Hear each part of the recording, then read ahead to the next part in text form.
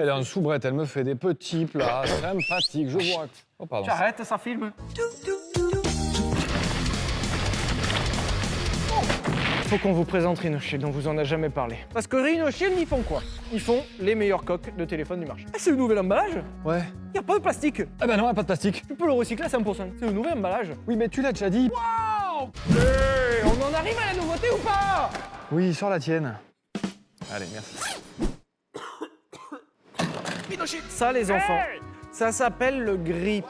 C'est tout nouveau. En fait, maintenant, les téléphones, ils sont super grands, donc tu sais jamais faire. Là, tu glisses tes doigts dedans. Regarde, j'ai glissé mes doigts dedans. Meilleure manucure. Hop. Allô, bonjour, ouais. Et en plus de ça, mon pote, bam, tu l'ouvres et hop, tu peux le faire tenir comme ça. Les gens regardent la chaîne parce qu'on dit, on est honnête et on dit toujours tout. Je l'ai utilisé 2 fois pour faire tenir le téléphone. En fait, le reste de la journée, c'est... Mesdames, Messieurs, bonjour, bienvenue au spectacle des arts de rue. Projet, messieurs, dames, c'est gratuit. Mais c'est très satisfaisant. Donc voilà, c'est plutôt cool et l'avantage c'est qu'évidemment c'est customisable avec la collection Villebrequin, avec les autres collections disponibles sur le site Rhinoshield. Il y a des trucs fous, je vous les montre maintenant. Ici, là, ici, là, maintenant, là, ici, là. On a une nouvelle collection. Non! Mais si. Tout de suite ta collection.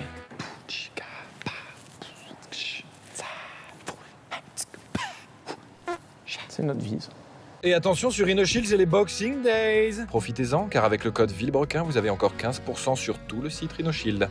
Seulement jusqu'au 6 janvier, alors allez, on se dépêche. C'est encore Noël sur Rhinoshield, tout simplement. Yes. Et à votre place, je penserai à protéger vos écrans et vos objectifs. Vu que ça coûte toujours une couille, c'est peut-être le moment. Soutenez la chaîne. Achetez Rhinoshield. C'est Rhinoshield. Et en plus, je pourrais faire ça et tout. Franchement, c'est pas mal ça, on va bien. Ça me fait rire. Bonne vidéo. Ça va, vous? On retourne du McDo, là. Ah, il est lourd le McDo là.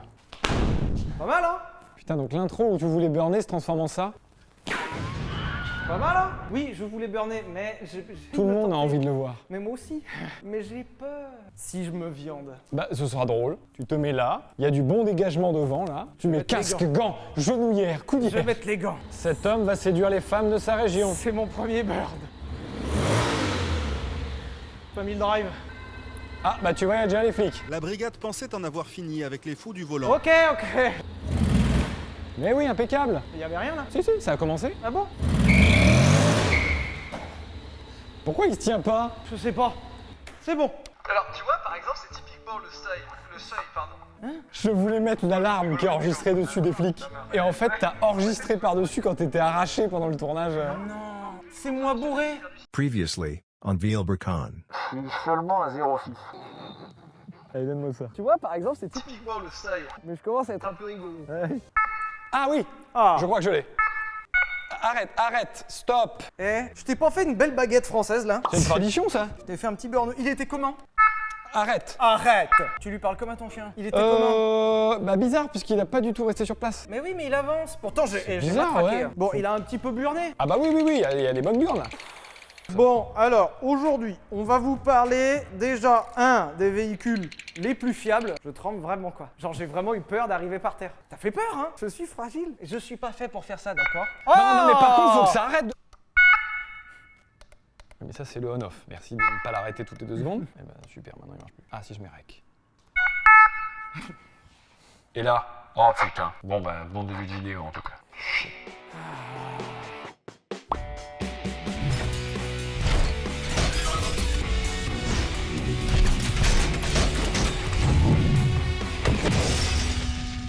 Alors, aujourd'hui, on va parler des véhicules les plus fiables.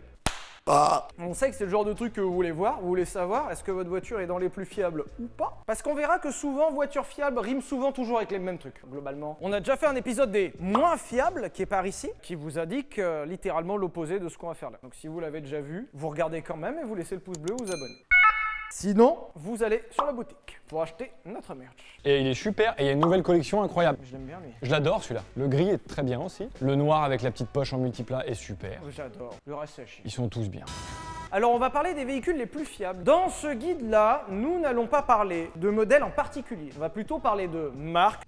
Puisque vous verrez que souvent les marques ont une stratégie, une vision globale. Et que souvent, c'est relatif à ce que veut bien ou ne veut pas la marque. Oui. On verra aussi en fonction des catégories de véhicules que souvent, un véhicule fiable coche toujours à peu près les mêmes cases. A l'inverse, un véhicule pas fiable coche souvent les mêmes cases et résultat, vous pourrez à travers ce guide arriver à déceler si vous allez être plus ou moins emmerdé avec une bagnole juste sur la fiche technique. C'est-à-dire avant même de l'avoir acheté, normalement vous aurez déjà les éléments pour vous dire je m'engage dans un truc de merde. Ce que t'as fait sur toutes tes bagnoles. Et moi de même. C'est pas la question. Et pour passer en revue toutes ces marques, on ne se basera pas sur du ressenti, on va se baser sur du concret. Chaque année, il y a des classements des véhicules plus ou moins fiables qui sortent. C'est pas forcément toujours réaliste. Il a fallu faire des recherches en plus quand même pour essayer de vous apporter quelque chose de plus factuel. On s'est pas basé que sur ça parce que c'est pas 100% objectif et représentatif. Ouais. Par contre, il y a des trucs objectifs qu'on va vous dire dans ce top. Si vous cherchez absolument une voiture où la fiabilité pour vous est le plus important, il y a un truc qui, de façon globale, depuis les 30 dernières années, est réel. De façon générale, les véhicules japonais sont normalement un peu plus fiables que le reste des véhicules. Yaris,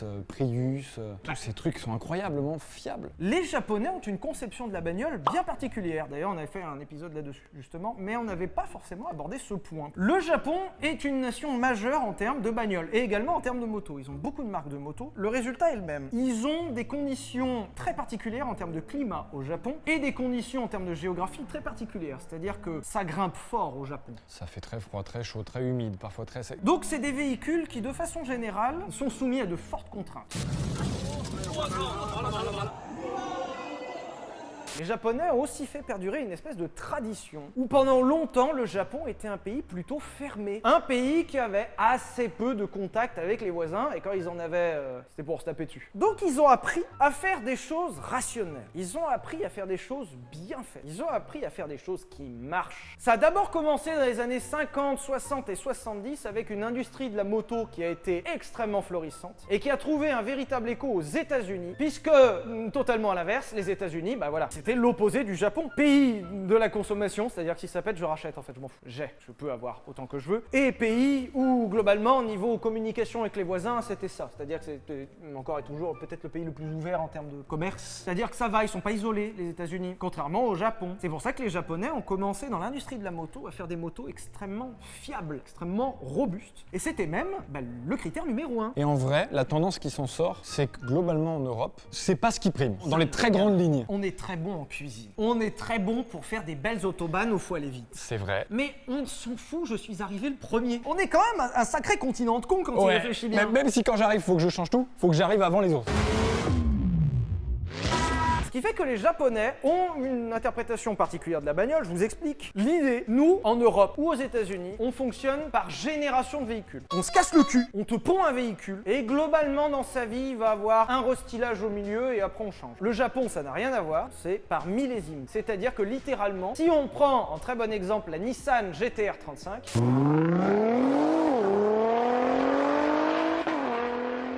entre la première qui est sortie à la fin des années 2000 et la dernière qui vient à peine de sortir du marché, la première et la dernière n'ont rien à voir. Chaque année, la voiture a évolué par petites touches, par fiabilisation, par des options qu'on rajoute par-ci par-là, par des petits chevaux qu'on rajoute par-ci par-là, par des pièces qu'on change. Et résultat, entre la première et la dernière, c'est plus la même voiture. Alors qu'elle a le même nom, alors qu'elle a globalement la même gueule. Ça, c'est ultra japonais. La fiabilité par l'amélioration. Et ça se retrouve dans les grandes marques japonaises qu'on trouve aujourd'hui sur le marché, comme Toyota, Honda, Suzuki, Mazda. Alors tu te dis formidable, ok, on arrive à faire des véhicules fiables, cool. Et tous les autres dans le monde, ils regardent pas la fiabilité, on s'en fout. Alors déjà, oui. Un petit peu, non mais c'est vrai. Et quand c'est pas fiable, tu reviens plus souvent. Eh oui monsieur, Bon, c'est pas la même philosophie, oui. Et deuxièmement, dans l'automobile et dans la mécanique, tout est une notion de moyenne, compromis, nuance. Je peux faire la voiture la plus fiable possible. Il n'y a pas de problème. Quasiment tous les constructeurs du monde savent vous pondre une bagnole ultra fiable. Le problème va être de ce qu'on veut en faire de cette bagnole. Je veux que ma bagnole soit ultra fiable, mais je veux aussi qu'elle soit ultra confortable, ultra performante, qu'elle ne pollue pas, et dans certains cas, qu'elle aille par exemple en off-road, ou dans certains cas, qu'elle transporte 9 personnes. Résultat, je suis désolé, mais on ne peut pas tout avoir. Tu ne peux pas avoir la fiabilité d'une Toyota Prius sur une Ferrari. Ce n'est pas possible. Mais tu ne peux pas demander à une Toyota Prius d'aller aussi vite qu'une Ferrari. Chacun son truc. Comme mes aïeux diraient, tu ne peux pas avoir le beurre, l'argent du beurre et le cul de la crémière. La crémière.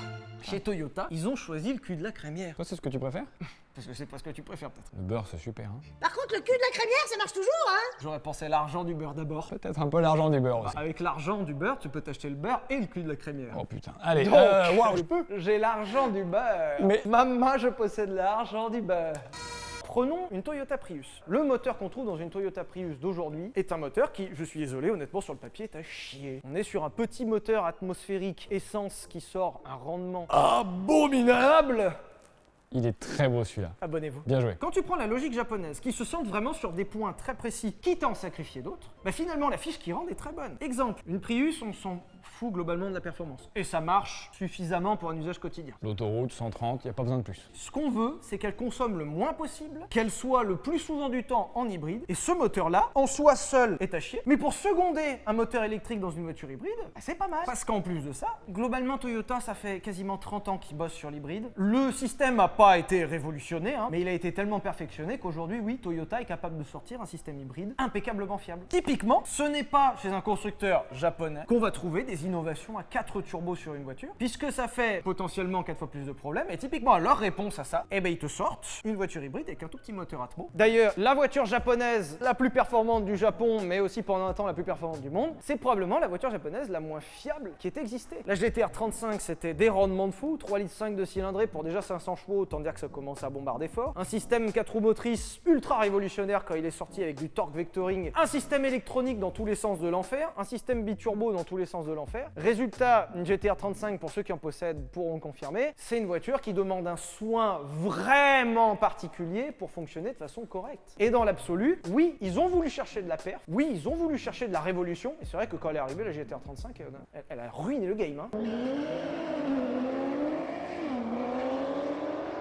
Objectif atteint. Mais en fiabilité, tu peux pas tout demander. Par contre, ça fait 30 minutes, on a parlé que du Japon. Cool. En autre nationalité qui est très forte dans la fiabilité des véhicules, ce sont les véhicules coréens. Je précise pas quelle Corée quand même. Non, oui, je crois que ça ira. Et dans ce pays, on peut trouver principalement deux marques qui font partie du même groupe, c'est les mêmes marques. Kia et Hyundai. Et je dirais Hyundai puisque quand j'étais gamin, on disait Hyundai et pas Hyundai. C'est Hyundai. Ah oui, je suis d'accord. Hyundai.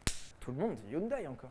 Ah oui. Hyundai. Bon, Hyundai et Kia, ces deux marques sud-coréennes, sont des marques qui, dans l'absolu, sont extrêmement fiables. Alors, on le verra tout à l'heure en détail, mais il faut vraiment dissocier la qualité perçue de la qualité réelle. Aujourd'hui encore, les marques coréennes sont des marques qui ont une qualité perçue qui est assez mauvaise. Alors, ça change, mais de façon générale, c'est des voitures qui encore souffrent de leurs images des années 2000. Globalement, ils te faisaient de ces merdes, mon pote. C'était pas cher. Oui, et puis ça se voulait être sur ce placement-là. Ça voulait être sur un placement entrée de gamme à cause du tarif. Entre une Swatch et une Rolex, à un moment, quand bien même la Swatch en vrai est très bien construite et très solide, dans ta tête, dans ton inconscient, tu te dis la Rolex, elle est mieux. T'as pas la même chose dedans. T'as pas la même chose dedans, mais le placement était voulu comme ça. Il y avait Daewoo aussi à l'époque. Oh oui, Oh oui, les ouais, mais merdes ça... qui t'ont ramené la Daewoo Spero. Tu t'en souviens de la Daewoo Matiz? Quand t'en croisais de ça, mon gars, c'était les Pokémon rares. Hein. Mais tu sais, même quand j'étais gamin, je me demandais, où tu vas acheter ça? C'est des garages multimarques. Ford, Mazda, Range Rover, Porsche, Kia, Hyundai, Lamborghini. Daewoo. Et souvent, début des années 2000, les voitures Kia, Hyundai, Daewoo étaient cantonnées justement dans ces halls où tu savais pas vraiment ce que c'était. Mais il y avait une étiquette avec un prix en France. C'était tellement pas cher que souvent tu roulais là-dedans par dépit, tu vois. Genre tu voulais un truc pour rouler. Et il n'y avait pas encore d'alternative low cost comme avec Dacia aujourd'hui. Autant vous dire que ces voitures-là ont beaucoup souffert de ces images de marque pourries parce que c'est des véhicules qui se voulaient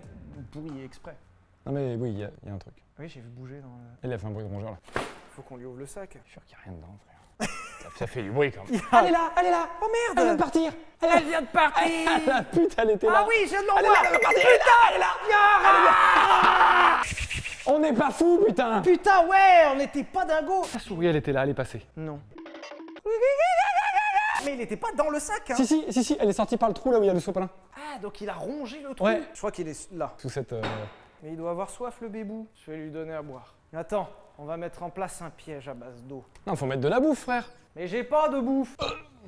Tu veux de l'eau? Je suis sûr qu'elle a très soif. Voilà, je vais laisser un fond d'eau. Eh bah écoutez, voilà. N'hésitez pas si à un moment vous voyez popper dans la vidéo la souris, à le mettre en commentaire. En commentaire, comme ça au moins on se retournera. C'était un rat. Comme ça, je l'ai vu. Bon, alors, du coup, j'en étais. Les véhicules coréens ont souvent pâti d'une très mauvaise image, qui étaient des véhicules un peu faits à l'arrache, des véhicules simples, des véhicules mal finis, des véhicules pas performants. Et résultat, les Coréens ont mis beaucoup de temps à sortir de tout ça, même si aujourd'hui, on est obligé de reconnaître que les véhicules coréens sont devenus ultra compétitifs, performants et surtout fiables. Voilà. Bah c'est super, merci. Voilà, puis on enchaîne, hein, puis ça va bien se Ah passer. bah oui, ça va super bien se passer. Là, c'était efficace, tu vois, c'était super. Voilà. Ils ont à peu près le même mode de pensée que les Japonais. Et ils sont très très forts en Corée, voire même plus qu'au Japon. D'ailleurs, la K-pop a gagné sur la J-pop, donc. Et ils ont l'air beaucoup plus cool que les Japonais. Votez en commentaire J-pop, K-pop. Par contre, toujours pareil, comme les véhicules japonais, ils prennent pas de risques sur des technologies folles. La dernière fois qu'ils ont pris des risques, c'était sur la Kia Stinger. Il y avait 6 biturbo dedans, bon c'est chouette, mais voilà. Donc ils sont rarement dans la révolution quand même, les Coréens, en tout cas en termes de voiture. Un très bon point. Alors, souvent, encore une fois idéperçu, on a tendance à penser directement aux véhicules allemands, la Dodge Qualitat. Alors, il va falloir remettre en perspective plein de trucs. La plupart du temps, on trouve quand même dans les rapports de fiabilité la marque Porsche. C'est à la fois vrai et pas vrai que c'est fiable. Faut nuancer. C'est globalement vrai que c'est fiable parce que, effectivement, c'est des voitures qui sont bien construites. Il y a longtemps, j'avais claqué l'intégralité de ma thune dans une bagnole. Et je n'ai pas changé d'un iota. Je claque toujours tout dedans. Et j'ai plein d'emmerdes. Et t'as bien raison, c'est comme ça qu'on fait, on a tous fait comme ça, putain. Résultat, la Porsche que j'ai eue, un Boxster 986, c'était une voiture foncièrement bien fabriquée. Et même, c'est ça qui était cool, quand tu démontais des trucs, tu te rendais compte qu'ils avaient prévu que ça allait être démonté. Genre, ils te mettaient de la place pour les outils, genre, il y avait vraiment un soin apporté à la qualité réelle du véhicule. Du coup, 2 choses à préciser. Un, pour pas que tu passes pour un petit con, tu l'avais acheté d'occasion, genre 15 000 balles. Non, oula, j'ai acheté 13 400 €. Ok, voilà. Parce que là, dans ce que tu disais, ça faisait genre, je l'ai acheté neuve et tout, machin.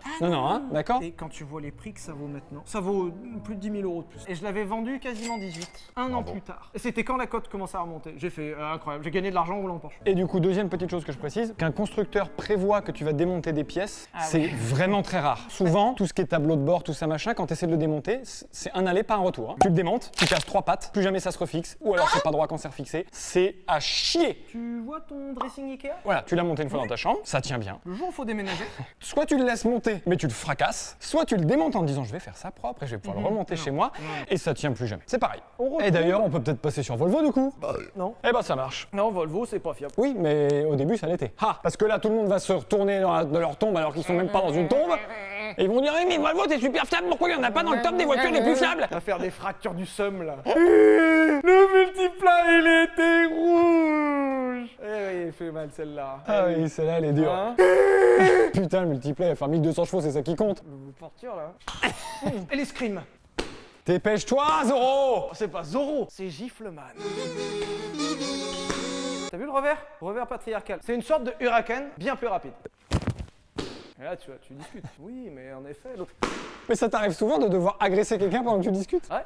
Une discussion passionnée. Un peu houleuse, ouais, ok, ça marche. Parce que tu vois, la dernière fois, j'étais dans un débat. Tac! Hop! Et là, je l'entends plus? On l'entend? Non, il est par terre, il est là, il est mort. Allez! Je parlais de Porsche! C'est vrai que ça n'avait rien à voir avec Volvo. Porsche est souvent dans les classements des marques les plus fiables. Alors, d'un côté, c'est vrai, parce que, comme je vous le disais, c'est des voitures qui sont quand même fatalement bien construites. C'est une marque qui a quand même de l'expérience. Ça reste des voitures quand même plutôt chères, où il y a de la R&D un petit peu plus poussée que sur des voitures pas chères, même si c'est pas une règle absolue. Mais surtout, quand on compare, oui, les Porsche ne passent pas souvent à l'atelier, mais il faut voir aussi l'usage moyen d'une Porsche. On parle de véhicules qui souvent ne servent que le week-end, une fois par mois, voire une fois par an. C'est rare d'avoir une Porsche en daily, à moins d'avoir les 4x4 récents. La plupart du temps, jusqu'aujourd'hui, les Porsche étaient des sportives qui les sortaient pas souvent. En plus de ça, chez Porsche, la clientèle moyenne, c'est des gens qui ont de la thune, des gens qui sont tout à fait capables d'entretenir correctement leur véhicule. Souvent, quand t'es propriétaire de Porsche, qu'il faut amener la Porsche chez Porsche, t'amènes la Porsche chez Porsche. Souvent, une voiture mieux entretenue qu'une voiture qui va plus loin. Alors ça c'était compliqué à comprendre. Mais si t'entretiens comme on t'a dit d'entretenir, et souvent t'as moins de problèmes que quand t'entretiens pas. C'est pas mal, hein? Et en plus de ça, il faut aussi prendre en compte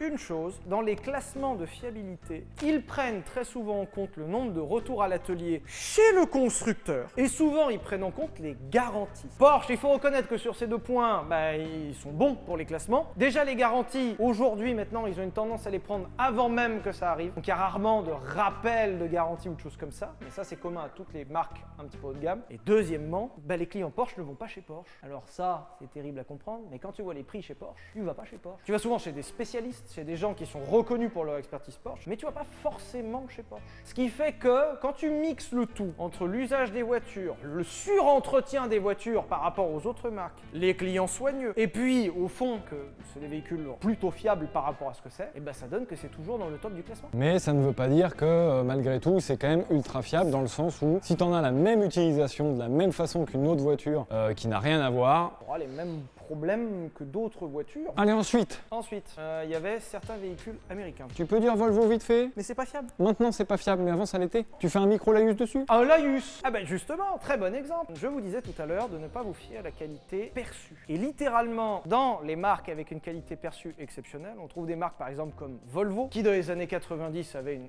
longévité exceptionnelle. C'était des voitures qui étaient faites pour survivre aux affres de la Suède. Donc le très froid, parfois le chaud, parfois la neige, parfois la grêle. C'était des véhicules soumis à des grosses contraintes climatiques et c'était pour autant des véhicules très fiables. Ça a beaucoup changé puisque leur stratégie a complètement changé. On en parle dans le top des véhicules les moins fiables où aujourd'hui ils sont allés sur autre chose et ils ont merdé. Qu'est-ce que vous voulez que je vous dise? Ils ont merdé. C'est pas grave. Mais typiquement en qualité perçue, Volvo a toujours gardé cette image de fiabilité. Image qui, aujourd'hui, n'est plus vraiment le cas. Et autre marque allemande, on en parlait de la Deutsche Qualität tout à l'heure, Mercedes-Benz, la marque à l'étoile, qui, effectivement, c'est une réalité, dans les années 70, 80, 90, pondait les voitures les plus fiables du monde. Et ça a été vrai. C'est-à-dire que littéralement, la Mercedes W124, la première classe E entre guillemets, la Mercedes 190 sont une génération de voitures qui ont été excessivement fiables. Et ça c'est bien de le dire parce que du coup c'est pour ça que je voulais que t'en parles une seconde, c'est parce que ça m'énerve excessivement de croiser des gens qui n'ont jamais entendu parler de bagnole mais qui te disent sûrs de leur conviction, ouais mais bon c'est Mercedes de toute façon donc... Ah Mercedes c'est fiable? Bah, c'est vrai, avec 25 ans de retard, mais c'est vrai. Voilà, du coup faut juste pas se fier à juste l'idée reçue que tu en as, Oui. ça a peut-être changé. Et on en retombe à cette fameuse histoire de Deutsche Qualität. Si vous avez à peu près nos âges, un peu moins de 30 ans, vous vous souviendrez souvent de ce Deutsche Qualität. Deutsche Qualität. Et bien ce Deutsche Qualität à la base, qui a donné justement cette grande impression de fiabilité allemande, est une impression qui vient d'une pub. Opel, plus d'une des marques les moins fiables. C'est quand même sacré va foutage de gueule. Ils sont forts. Ils t'ont foutu cette putain d'idée de Deutsche Qualität de voiture allemand fiable. La caméra elle est sur la banquette arrière, il se retourne et il te fait Deutsche Qualität. Nein, jamais. C'est Opel qui parle. C'est le petit dernier au fond de la classe qui a 3 en maths et qui te dit eh oh, le théorème de Pythagore, c'est pas comme ça qu'on le fait. Le cancre. Mais ferme ta grande gueule, Kylian, t'as eu 3. Même pas sur 20, sur 100, pauvre con. Le véritable foutage de gueule. Opel est effectivement une marque allemande. C'est une marque qui a eu plein de problèmes dans son existence, comme plein de marques, et qui au bout d'un moment a été rachetée par General Motors. Jusqu'à il y a quelques années que ça soit racheté par le groupe PSA pour former Stellantis.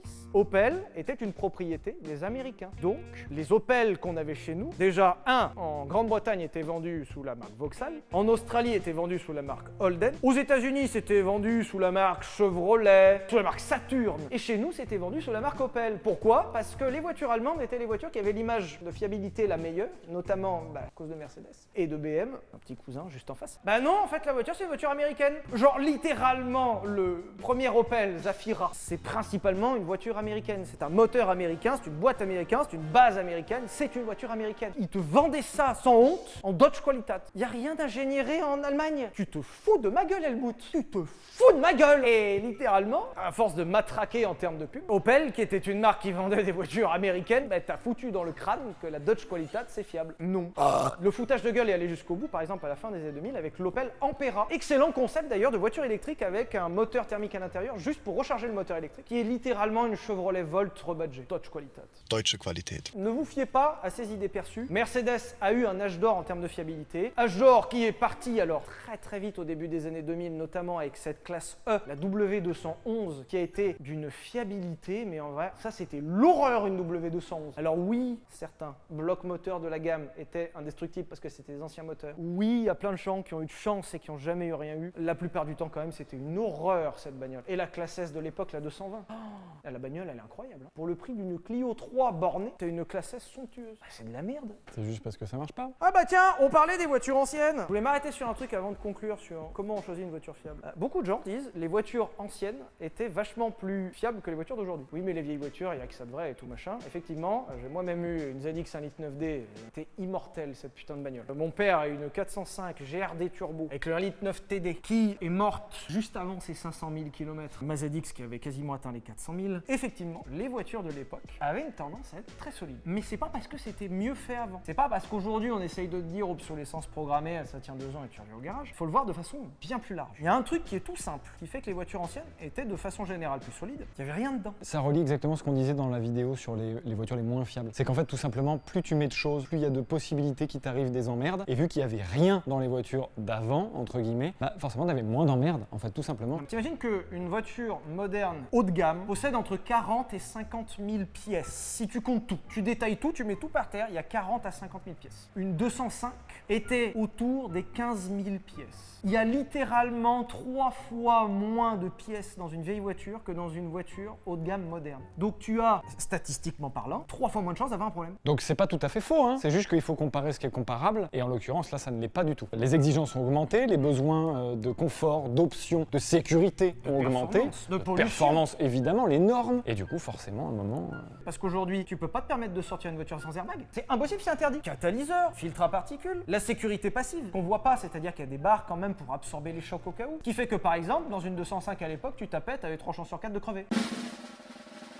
Les choses obligatoires comme l'ABS, le SP, les moteurs qui sont plus performants en consommant moins. Tu mets moins d'essence et t'as plus de chevaux. Et puis toutes les choses auxquelles les gens se sont habitués, la caméra de recul, les radars de recul, dans ton rétro t'as ton petit détecteur d'angle mort, mais tout ça c'est des pièces, donc forcément potentiellement beaucoup plus de soit bug, soit problème tout court. Et donc d'un côté, oui, sur le papier c'est vrai, mais de l'autre, aujourd'hui, tu ne peux plus vendre une voiture comme une 205, tu n'as plus le droit, et quand bien même t'aurais le droit, personne n'achèterait. Typiquement, si on veut comparer avec quelque chose de moderne, et pour le coup ça démontre que la règle est vraie, aujourd'hui ce qui s'en approcherait le plus seraient les marques d'entrée de gamme low cost, comme par exemple Dacia, une marque qui est très bien notée dans les classements de fiabilité, parce que c'est des voitures simples. Ça a été le cas pendant très longtemps, c'était des vieux châssis, des vieux moteurs, des vieux intérieurs, typiquement des pièces éprouvées. On savait, et du coup ça marchait, donc on l'a remis, et ça marche toujours. Et en plus de ça, une Dacia a volontairement moins de pièces pour être moins chère, mais en emmenant moins de pièces, elle emmène moins de problèmes. Ce qui est du coup une merveilleuse transition pour arriver sur ce que tu voulais dire à la fin, c'est-à-dire les généralités de comment on fait pour se dire qu'on achète une voiture le plus fiable possible. Alors, si vous voulez avoir quelques indices pour repérer des voitures fiables ou non, de façon générale, c'est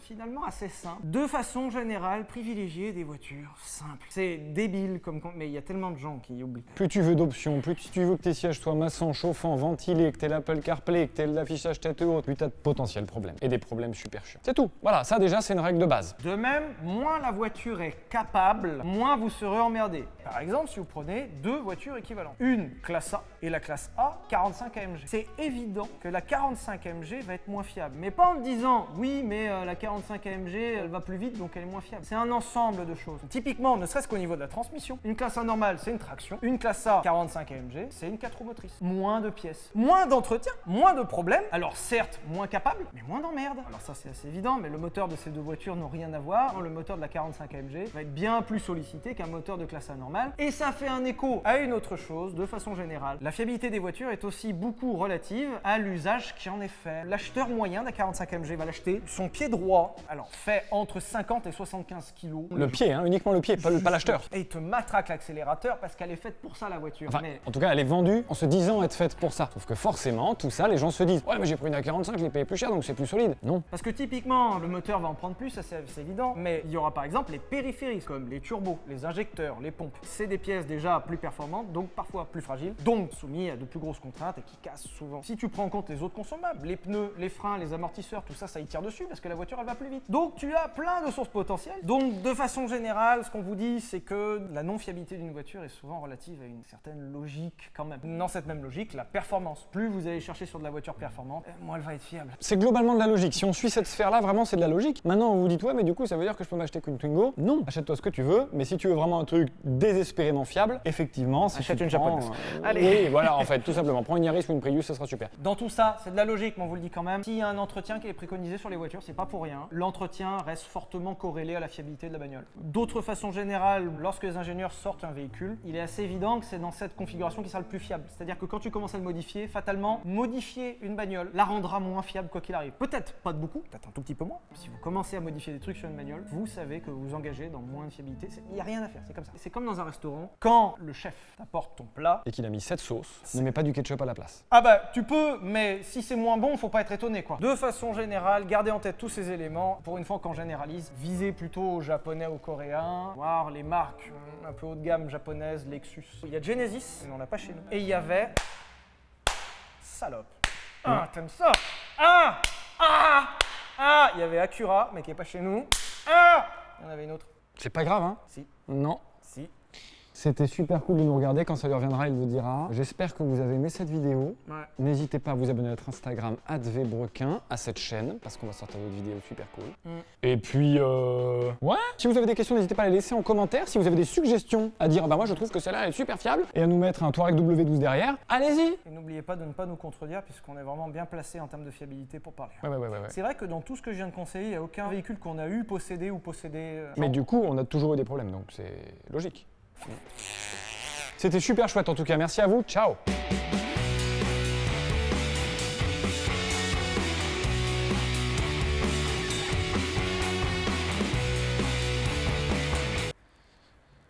La souris. Et mon burn. Et le cul de la crémière?